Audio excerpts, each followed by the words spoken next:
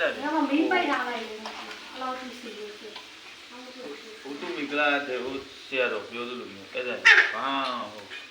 တောက်စကားတဲ့ဦးလေးကနားကြီးခဲ့တယ်အခေါ်လုံးတဲ့နေလေးလည်းတဲ့နေသူတလိုက်လို့ဖြစ်လူဖြစ်ပြီးတော့ပုံမစားရင်ပါနေသူမစားတာတဲ့နေတော့မဖိမစားတော့လားတဲ့နေညမပြောတယ်ဖိမစားကြမ်းမကြက်လို့လေအေးသူလည်းမတော်တာမဆိုင်ဘူးမစားရှက်ဒါဝတ်တာမဲလာတာရှင်းသွားပြီနော်ဝတ်ရကလေးနဲ့ဝတ်တာမသားဘူး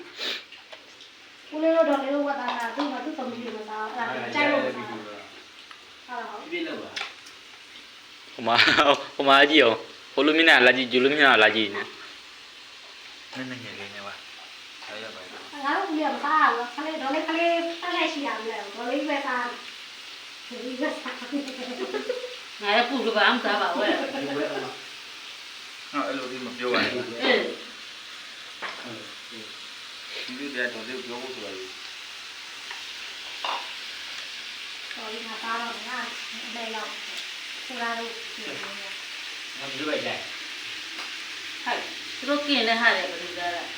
ကျင်းနေဘာလဲသူတို့တက်กินသူတို့တာတော့ဘာလဲနဲ့တက်ခုတက်လို့တက်